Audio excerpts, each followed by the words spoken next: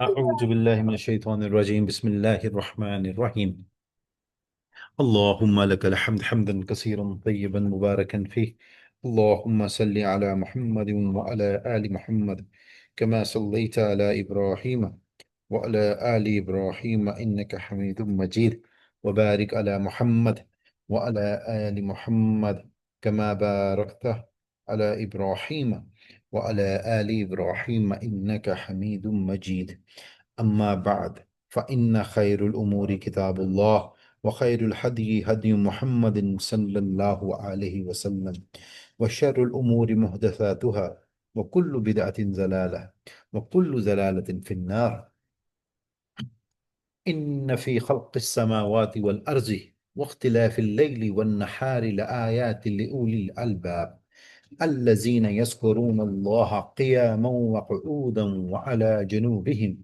ويتفكرون في خلق السماوات والأرض ربنا ما خلقت هذا باطلا سبحانك فقنا عذاب النار ربنا إنك من تدخل النار فقد أخزيته وما للظالمين من أنصار ربنا إننا سمعنا مناديا ينادي للإيمان أن آمنوا بربكم فآمنا ربنا فاغفر لنا ذنوبنا وكفر عنا سيئاتنا وتوفنا مع الأبرار ربنا وآتنا ما وعدتنا على رسلك ولا تخزنا يوم القيامة إنك لا تخلف الميعاد.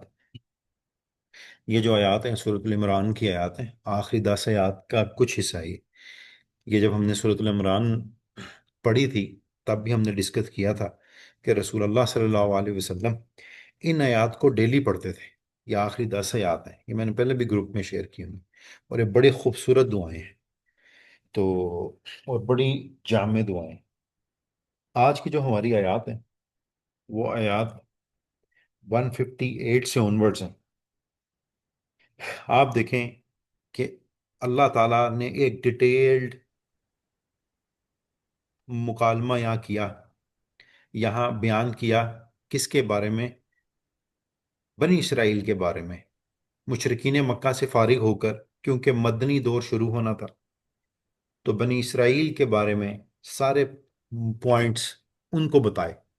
اب اس کے بعد آج کی جو آیات ہیں اس میں اللہ تعالیٰ رسول اللہ صلی اللہ علیہ وسلم کی نبوت کو علی الاعلان اس طرح بیان کرتے ہیں کہ اس وقت کے جو یہودی تھے ان کو یہ پتہ لگ جائے کہ رسول اللہ صلی اللہ علیہ وسلم کسی قوم کے نبی نہیں ہیں بلکہ پوری دنیا کے لیے نبی اور رسول. ٹھیک ہے، تو آج کی آیت کا شروع ہی اسی سے، اعوذ باللہ من الشیطان الرجیم بسم اللہ الرحمن الرحیم قل یا ایہا الناس انی رسول اللہ الیکم جمیعا الذی لہ ملک السماوات والارض لا الہ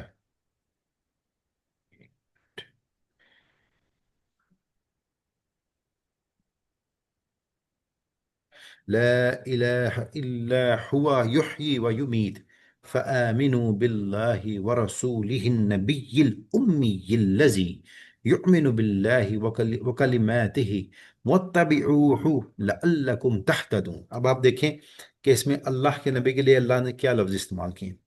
قل یا ایھا الناس، آپ کہہ دیجئے اے لوگو، میں تم سب کی طرف اس اللہ کا بھیجا ہوا ہوں جس کی بادشاہی ہے تمام آسمانوں اور زمین میں.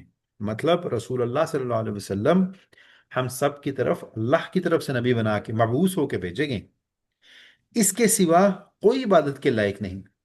وہی زندگی دیتا ہے اور وہی موت دیتا ہے. اب آپ دیکھیں کہ تبلیغ اور دعویٰ اور اپنی رسالت کا اعلان کرنے کا بھی طریقہ اللہ نے کیا بتایا. آپ دیکھیں کہ اللہ نے کہا کہ قل یا ایھا الناس، آپ کہہ دیجئے لوگوں سے کہ میں اللہ کا نبی ہوں، لیکن ساتھ بڑائی کس کی بیان کی ہے؟ اللہ نے اپنی، اللہ ہی کی بڑائی ہے. وہی ہے جو دن کو رات میں بدلتا ہے اور رات کو دن میں بدلتا ہے، زندہ سے مردہ نکالتا ہے، مردہ سے زندہ نکالتا ہے. اللہ نے اپنی بڑائی کی ہے. تو یہ کیا ہے؟ یہ ایک چیز، ایک ایسا میسیج ہے ہم سب کے لیے کہ اس دنیا کے اندر جو چیز جو ہستی تعریف کے قابل ہے وہ اللہ ہی کی ہے، اور رسول اللہ صلی اللہ علیہ وسلم نے اپنی نبوت کا اعلان کرتے ہوئے بھی حمد و ثنا کس کی بیان کی؟ اللہ کی۔ آگے فآمنوا باللہ ورسولہ، سو اللہ اور اس کے رسول پر ایمان لاؤ۔ کون سا نبی؟ رسولہ النبی، جو کہ کیا ہے؟ یہ دیکھیں پہلا لفظ کیا ہے؟ رسول ہے، دوسرا لفظ کیا ہے؟ نبی ہے، تیسرا لفظ کیا ہے؟ امی ہے۔ مطلب کس پر ایمان لاؤ؟ اللہ پر اور اللہ کے نبی پر، محمد رسول اللہ صلی اللہ علیہ وسلم پہ۔ محمد کیا ہے؟ وہ رسول ہیں، وہ نبی ہیں، وہ امی ہیں، ٹھیک ہے، جو کہ اللہ پر، اس کے احکام پر ایمان رکھتے ہیں، اور ان کی اتباع کرو تاکہ تم راہ ہدایت پالو، ٹھیک ہے، راہ راست پر آ جاؤ۔ اب آپ یہاں یہ دیکھیں کہ یہ مطلب سیلف ایکسپلینیٹری ہے، رسول اللہ صلی اللہ علیہ وسلم کی عظمت کے اوپر کسی بھی قسم کا کوئی ڈاؤٹ نہیں، اور یہ بہترین مطلب آیت ہے یہ بیان کرنے کے لیے کہ اللہ اور اللہ کے نبی، مطلب اللہ کے جو نبی ہیں وہ آخر الزماں رسول اللہ صلی اللہ علیہ وسلم سارے عالم کے لیے نبی ہیں۔ اب آپ دیکھیں کہ یہاں وہی حدیث جو ہم متعدد دفعہ پڑھ چکے ہیں، میں بیان کرتا ہوں کہ اللہ کے نبی نے فرمایا کہ مجھے ایسی 5 چیزیں دی گئیں جو میرے سے پہلے کسی کو نہیں دی گئیں۔ وہ 5 چیزیں کیا تھیں؟ کہ پوری قوم کا ایک خاص فاصلے سے کیا ہو جاتا تھا؟ روب پڑ جاتا تھا ایک قوم کا، اللہ کے نبی کی آمد کا ایک قوم کے دل میں خوف پیدا ہو جاتا تھا، بالکل کسی ایک خاص کسی مسافت سے۔ دوسری چیز کہ آپ کے لیے مال غنیمت کو حلال کر دیا، آپ سے پہلے کسی کے لیے حلال نہیں تھا۔ تیسری چیز آپ رسول العالمین ہیں۔ چوتھی چیز مطلب رسول العالمین اور رحمت للعالمین۔ چوتھی چیز آپ کے لیے پوری جو زمین ہے اس کو سجدہ گاہ بنا دیا۔ پانچویں چیز آپ کو اللہ نے شفاعت کا حق دیا۔ تو یہ وہ 5 ایسے ایلیمنٹ ہیں جو اللہ کے رسول صلی اللہ علیہ وسلم کو اللہ نے دیے، ٹھیک ہے۔ اب جو یہ کام نہیں کرے گا اس کا ٹھکانہ کیا ہے؟ جہنم، صحیح ہے۔ اور نبی اکرم صلی اللہ علیہ وسلم کس کی تبلیغ کرتے ہیں؟ صرف اللہ ہی کی تبلیغ کرتے ہیں۔ یہی وہ بات ہے جو ہمیں یہاں سمجھ آتی ہے، جیسے کہ سورۃ الانعام میں آتا ہے قل ای شیء اکبر شہادہ قل اللہ۔ اس کا مفہوم کیا ہے؟ کہ میں کس چیز کی شہادت دیتا ہوں؟ کہ اللہ ہی ایک ہے۔ شہید بینی و بینکم وَأُوحِيَ إِلَيَّ هَذَا الْقُرْآنُ لِأُنذِرَكُم بِهِ وَمَن بَلَغَ أَإِنَّكُمْ لَتَشْهَدُونَ أَنَّ مَعَ اللَّهِ آلِهَةً أُخْرَى قُل لَّا أَشْهَدُ۔ کہ مطلب یہ جو پوری آیت ہے اس کا مفہوم یہ ہے کہ اللہ کے نبی کس چیز کی شہادت دیتے ہیں؟ کہ اللہ ہی ایک ہے، اللہ ہی عبادت کے لائق ہے، اور ساتھ محمد رسول اللہ صلی اللہ علیہ وسلم اللہ کے نبی ہیں، ٹھیک ہے۔ بخاری کی ایک حدیث ہے، وہ حدیث اس طرح ہے کہ ایک دفعہ ابو بکر صدیق رضی اللہ تعالیٰ عنہ اور عمر بن خطاب رضی اللہ تعالیٰ عنہ کے درمیان کسی بات پر ڈس ایگریمنٹ ہو گیا۔ اب ڈس ایگریمنٹ ہوا تو ابو بکر صدیق رضی اللہ تعالیٰ عنہ نے کیا کیا کہ انہوں نے غصہ شو کیا سیدنا عمر بن خطاب کو، اور عمر بن خطاب خفا ہو کے گھر چلے گئے۔ بعد میں جب ابو بکر صدیق رضی اللہ تعالیٰ عنہ کو اس چیز کا احساس ہوا تو وہ عمر بن خطاب رضی اللہ تعالیٰ عنہ کے پاس گئے، ٹھیک ہے۔ یہ ایک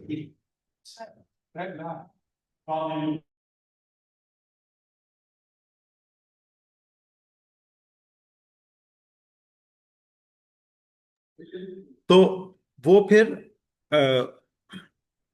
عمر بن خطاب رضی اللہ تعالیٰ عنہ کے گھر گئے۔ اب جیسے وہ گھر گئے تو عمر بن خطاب اس ٹائم غصے میں تھے، انہوں نے ان کو گھر نہیں آنے دیا۔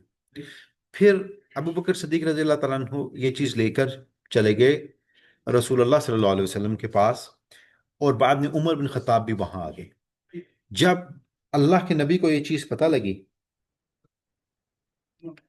تو رسول اللہ صلی اللہ علیہ وسلم کو غصہ چڑھا، اور آپ نے عمر بن خطاب سے تھوڑی اپنی ناراضگی شو کی، تو لیکن ابو بکر صدیق نے کہا کہ نہیں نہیں، مطلب غلطی تھوڑی میری ہی تھی، تو آپ صلی اللہ علیہ وسلم نے آگے سے جواب دیا کہ میں ابو بکر کو ایسے کیسے کہہ دوں؟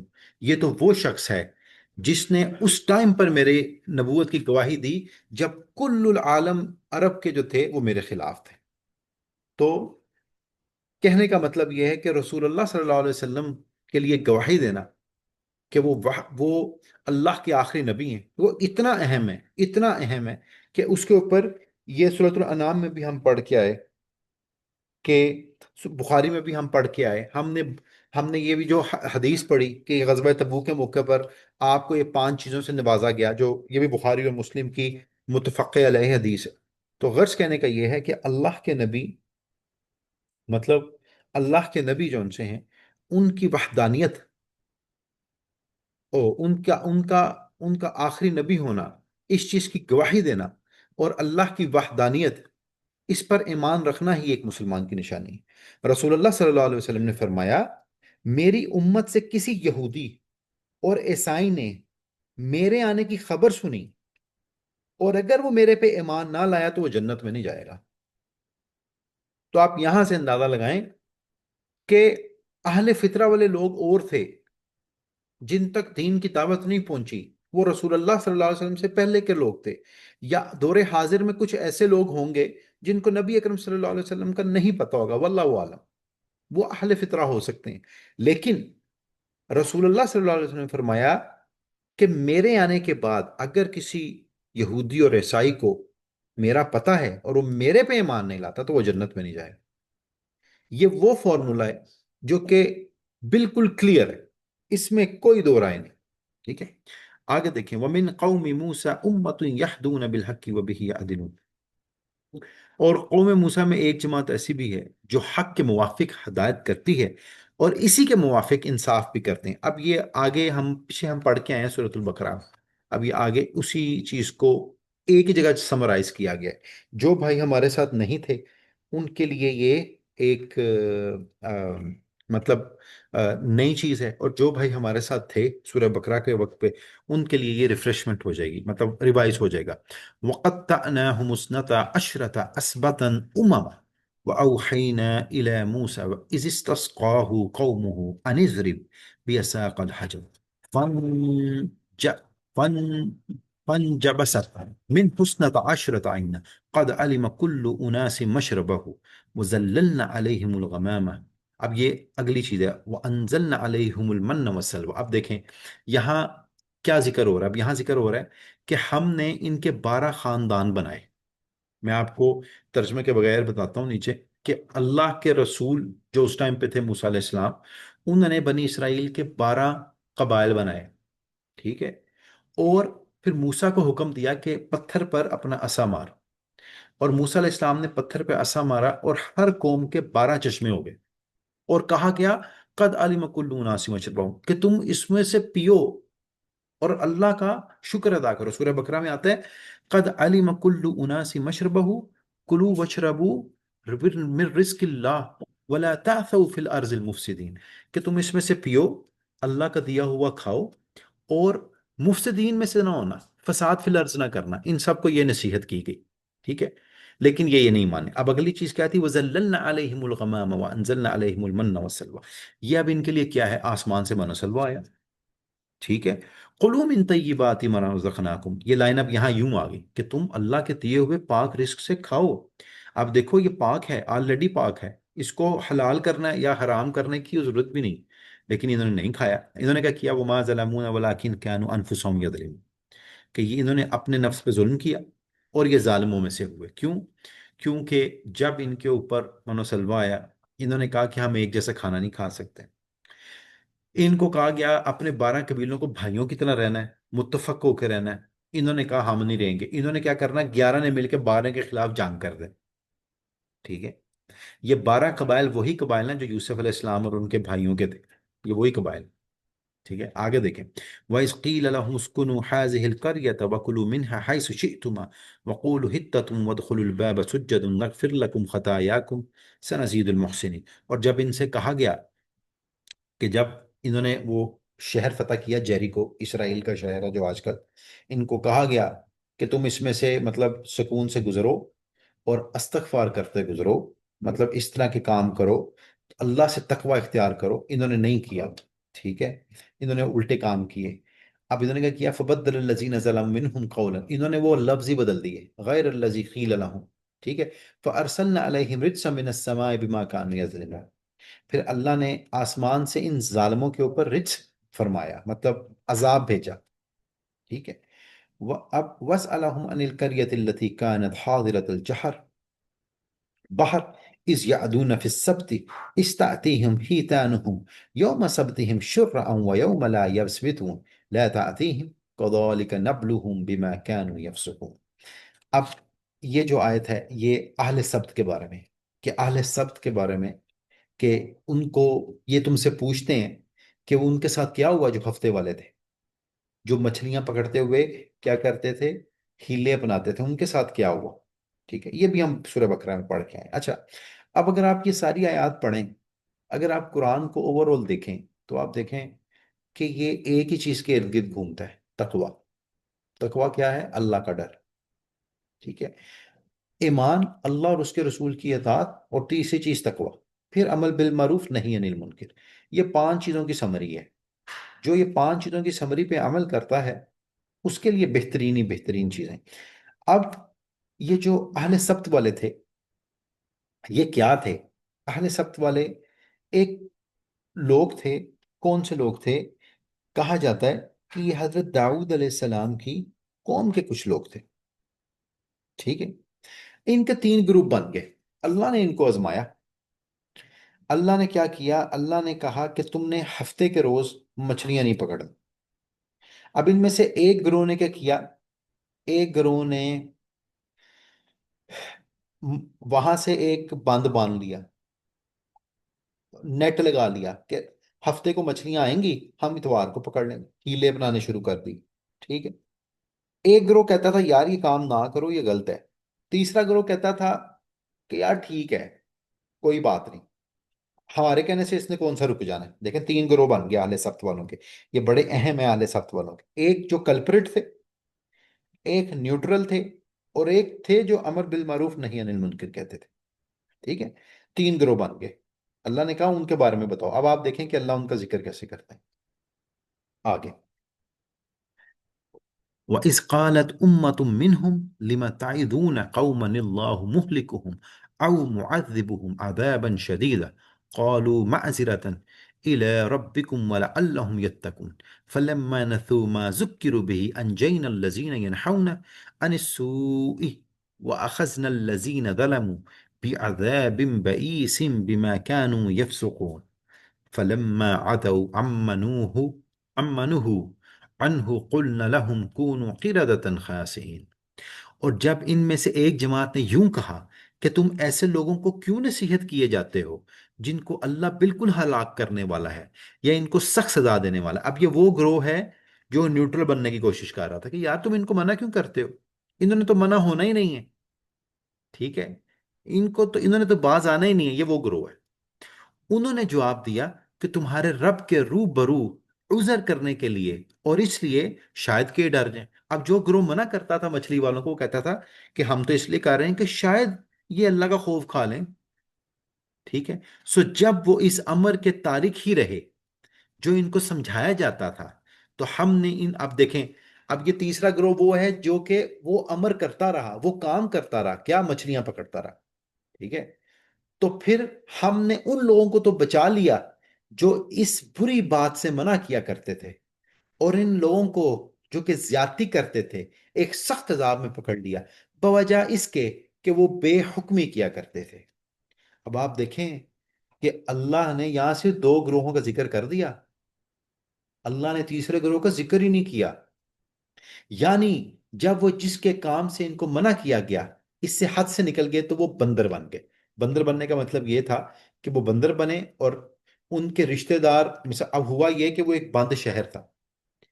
اب جو بند شہر تھا، بند شہر میں تین طرح کی بستیاں رہتی تھیں، ایک وہ جو مچھلیاں پکڑتے تھے منع کرنے کے بعد، ایک وہ جو منع کرتے تھے، ایک وہ جو کہتے تھے انہوں نے منع نہیں کرنا، انہوں نے کچھ نہیں بگڑنا، مطلب انہوں نے جانے، انہوں نے اللہ نہیں پڑھنا ہے، تین لوگ۔ اب آپ دیکھیں کہ ان تین میں اللہ کی نافرمانی ایک گروہ کر رہا ہے جو مچھلیاں پکڑ رہا ہے، تو جو دوسرے دو گروہ تھے وہ رات کو اس بستی میں نہیں تھے، اور صبح جب وہ والا گروہ جو منع کرتا تھا وہ واپس لوٹا، تو انہوں نے دیکھا کہ یہ تو سارے بندر بنے ہوئے ہیں، وہ بندر بن کے مر گئے تھے سارے۔ لیکن اب وہ جو بندر تھے وہ اپنے رشتہ داروں کو تو پہچانتے تھے، لیکن یہ ان کو نہیں پہچانتے تھے، یہ کہتے تھے کہ ہم تو تمہیں منع کرتے تھے، اور وہ اپنا سر ہلاتے تھے کہ ہاں تم نے ہمیں منع کیا۔ تو ان پر اللہ نے یہ عذاب ڈالا، یہ نہیں ہے کہ بندر کی سویلائزیشن وہاں سے شروع ہوئی، ایسا نہیں ہے، اللہ نے ان پہ عذاب ڈالا۔ اب آپ یہ دیکھیں کہ اللہ نے صرف دو لوگوں کا ذکر کر دیا۔ اللہ نے کہا جو ان کو منع کرتے تھے ہم نے ان کو نجات دے دی، اور جو گناہ کے مرتکب ہوتے تھے ان کو عذاب دے دیا۔ اللہ نے تیسرے گروہ کو ذکر ہی نہیں کیا۔ تو بھائیو، امر بالمعروف نہیں انل منکر اس لیے ضروری ہے۔ اگر ہر شخص امر بالمعروف نہیں انل منکر نہیں کرے گا تو آپ دیکھیں کہ اللہ اس کو پسند نہیں کرتا۔ دیکھیں، ایمان کا جو کمزور ترین لیول ہے وہ کیا ہے؟ کہ گناہ وہ جس کو آپ دل میں برا جانے ہیں۔ پہلی چیز، ہاتھ سے روکیں، ہاتھ سے ہم نہیں روک سکتے کسی چیز کو، کیوں؟ کیونکہ اسٹیٹ ذمہ دار ہے۔ دوسری چیز، زبان سے کہیں، منع کریں۔ تیسرا، دل میں برا جانا ہے، یہ کمزور ترین مسلمان۔ آپ اس آیت سے، جو آیت نمبر 165 اور 166 ہے، اس سے آپ یہ دیکھیں کہ اللہ نے ان کا ذکر ہی نہیں کیا جنہوں نے یہ چیز ان کو منع ہی نہیں کیا۔ اب اس کے اوپر انشاءاللہ سارے علماء کرام اس پہ مطلب بلیو رکھتے ہیں کہ اللہ نے ان کو عذاب تو نہیں دیا ہوگا، ٹھیک ہے، یہ چیز بلیو رکھتے ہیں۔ لیکن کچھ لوگ اب ادھر سے یہ نکالتے ہیں، ڈرائیو کرتے ہیں کہ امر بالمعروف نہیں انل منکر ہر شخص کی ذمہ داری ہے، اور اپنی رعایا تک اس کی ذمہ داری۔ یہ نہیں ہے کہ آپ اٹھ کر مطلب سٹیٹس کے خلاف شروع ہو جائیں، ایسا نہیں ہے۔ مطلب آپ نے خارجی گروپ نہیں بننا۔ آپ نے، آپ کوئی چیز دیکھتے ہیں، مثال کے طور پہ آپ مسجد جاتے ہیں، آپ دیکھتے ہیں کہ یہ خلیج کے اندر بڑا عام ہے کہ آپ نماز کے لیے جا رہے ہیں، اگلی صف ابھی خالی ہے، بندہ پیچھے سے آیا، اس نے پیچھے نیت باندھ لی، ٹھیک ہے، آپ اس کو کہیں کہ یار یہ غلط ہے، آگے آؤ، تمہاری نماز ہی نہیں ہوگی جب تک تمہاری صف نہیں پوری ہوگی، اگلی پوری نہیں ہوگی، ٹھیک ہے، صف بندی نہیں ہوگی، تم اکیلے کھڑے ہوگی، اگلی ابھی پوری نہیں ہوئی، اس کو کہو، ٹھیک ہے۔ کوئی شخص نماز پڑھ رہا ہے، وہ سست ہے، جمائیاں لے جاتا ہے، ہلی جاتا ہے، آپ اس کو کہیں، ٹھیک ہے، پیار سے کہیں، طریقے سے کہیں۔ آ صف بندی ہو رہی ہوتی ہے، لوگ آگے نہیں جاتے، آپ انہیں کہیں، ٹھیک ہے۔ تو آپ لوگوں کو ترغیب دیں، برائی کو برائی کہیں، بس جب تک آپ برائی کو برائی کہتے رہیں گے آسانی ہوتی رہے گی، ورنہ یہی حال ہوگا کہ جب اللہ نے اس گروپ کا ذکر ہی نہیں کیا۔ اچھا، اس کے اوپر ایک بڑا خوبصورت واقعہ ہے اکرمہ کا اور ابن عباس رضی اللہ تعالیٰ عنہ کا، یہ میں آپ کو نا نیچے سے ہی پڑھ کے سناتا ہوں۔ یہ واقعہ مجھے یاد ہے لیکن یہ پڑھنے سے تعلق رکھتا ہے، یہ دیکھیں۔ اکرمہ کہتے ہیں کہ ایک دن میں ابن عباس رضی اللہ عنہ کے پاس آیا، وہ آپ دیدہ تھے، مطلب غم میں بیٹھے ہوئے تھے۔ میں اس بات کو اہم سمجھ کر ان کے پاس گیا کہ پتہ نہیں انہیں کیا ہو گیا۔ آگے بڑھ کر ان کے پاس بیٹھ گیا اور پوچھا آپ کیوں رو رہے ہیں عبداللہ ابن عباس رضی اللہ تعالیٰ عنہ؟ انہوں نے کہا کہ قرآن کے یہ جو پیج ہیں نا یہ مجھے رلا رہے ہیں۔ اور کون سے پیج؟ وہ سورہ اعراف کی یہ والی آیت تلاوت کر رہے تھے۔ اور انہوں نے کہا کہ تمہیں پتہ ہے کہ ایلا کیا ہے، جانتے ہو؟ اکرمہ نے کہا ہاں۔ وہ کہنے لگے ایلا میں یہود لوگ بستے تھے، انہیں ہفتے کے روز مچھلی کے شکار کی ممانعت تھی، اور ان کی آزمائش کے لیے مچھلیوں کو حکم ہوا کہ وہ صرف ہفتے ہی کو نکلیں۔ ہفتے کے دن دریا مچھلیوں سے پر رہتے تھے، تر و تازہ، موٹی اور بہترین مچھلی ہوتی تھی، ہفتے کے سوا دوسرے دنوں میں سخت کوشش کے بعد ملتی تھی۔ کچھ دنوں تو یہ لوگ اللہ کے حکم کی عظمت کرتے اور کچھ دنوں پکڑ لیتے، لیکن پھر شیطان نے ان کو بھکا دیا اور انہوں نے مطلب مچھلیاں پکڑنی شروع کر دیں، پر ہفتے کو کھاتے نہیں تھے۔ غرض یہ کہ مطلب جمعے کا دن آیا تو لوگ اپنی عورتوں بچوں کو لے کے نکلے۔ ان کی سیدھی طرف روکنے والی جماعت تھی جو ان میں سے الگ رہی، اور بائیں طرف وہ جماعت تھی جو خاموش رہی۔ سیدھی جانے والوں نے کہا دیکھو ہم تمہیں منع کرتے ہیں کہ کہیں ایسا نہ ہو کہ اللہ کے عذاب کے مستحق بن جاؤ۔ بائیں طرف والوں نے کہا ارے اس ہلاک ہونے والی اور مبتلا عذاب ہونے والی قوم کو کیا نصیحت کرتے ہو، یہ کہیں ماننے والے ہیں؟ اصحاب یمین نے کہا اللہ ہمیں معاف کرے، اس لیے ہم ان کو روک رہے ہیں کہ شاید یہ رک جائیں۔ ہماری تو دلی خواہش ہے کہ وہ گرفتار عذاب نہ ہوں، اور اگر وہ باز آ جائیں تو اللہ ان کو معاف کر دے، ٹھیک ہے۔ لیکن وہ لوگ خطاب پر قائم رہے، تو انہوں نے کہا کہ اے دشمنان رب، آخر تم نے نہ مانا، اللہ کی قسم ہم کو تو اندیشہ ہے کہ تم کو دن بھی نہ نکلے اور اللہ کا عذاب آ پکڑے۔ اب یہ ہوا کہ وہ کیا بن گئے؟ بندر بن گئے، ٹھیک ہے۔ اچھا، یہ یہاں تک اکرما والی سٹوری جو تھی نا رحمت اللہ علیہ والے پوری ہے۔ پھر ابن عباس نے یہ آیت پڑھی، جب انہوں نے نصیحت نہیں مانی تو منع کرنے والوں کو تو ہم نے بچا لیا اور ظالموں کو مبتلا عذاب کر دیا۔ ابن عباس کہتے ہیں کہ منع کرنے والوں کو تو میں جانتا ہوں کہ نجات پا گئے، لیکن دوسرے کے باروں میں ایسا نہیں سمجھتا۔ مصیبت تو یہ ہے کہ ہم بھی لوگوں کو گناہ کرتے دیکھتے ہیں لیکن انہیں کچھ نہیں کہتے، ٹھیک ہے۔ ابن عباس نے اپنے دور حاضر میں کہا کہ ہم لوگوں کو گناہ کرتے دیکھتے ہیں لیکن ہم انہیں کچھ نہیں کہتے۔ تو اکرمہ کہتے ہیں کہ میں نے کہا کہ میں آپ پر فدا، یہ دوسرے بھی تو ان گناہ گاروں والوں سے ناراض تھے اور ان کی مخالفت کرتے تھے، اور کہتے تھے کہ اس کے ہلاک ہونے والی قوم کی نصیحت کو کیا کرو گے؟ مطلب ان کو برا تو سمجھتے تھے، ایسا نہیں ہے کہ ان کے ساتھ تھے، ان کے خلاف ہی تھے لیکن دل میں برا سمجھتے تھے، کمزور مسلمان۔ تو ابن عباس یہ سن کر خوش ہوئے، اور خوش ہو کر انہوں نے ایک کپڑا، ایک لباس گفٹ کر دیا اکرمہ رضی اللہ تعالی، اکرمہ رحمت اللہ علیہ۔ تو کہنے کا مطلب ہے کہ ابن عباس کو یہ تسلی ملی اس وقت کہ یار اگر ہم لوگوں کو منع نہیں کر رہے تو پھر ہم ایٹ لیسٹ گناہ تو نہیں نہ کر رہے۔ لیکن یہ حدیث یاد رکھیں کہ یہ ایمان کا کمزور ترین درجہ ہے۔ اللہ کے نبی نے، اللہ نے ان لوگوں کا یہاں ذکر نہیں کیا۔ تو یہ واقعہ مسلمانوں کو اس لیے بتایا جاتا ہے کہ مسلمانوں کے دل بالکل پست نہ ہو جائیں، اس لیے یہاں حافظ ابن کثیر رضی اللہ تعالیٰ عنہ نے رحمت اللہ علیہ نے بھی اس واقعے کو یہاں مطلب نقل کیا ہے۔ تو اللہ ہمیں اس چیز کی اہمیت کو سمجھنے کی توفیق دے کہ امر بالمعروف نہیں انل منکر کے علاوہ چیزیں مکمل نہیں ہوں گی۔ سبحانک اللہم و بحمدک اشہد اللہ الہ الا انت استغفرک و اتوب الیک۔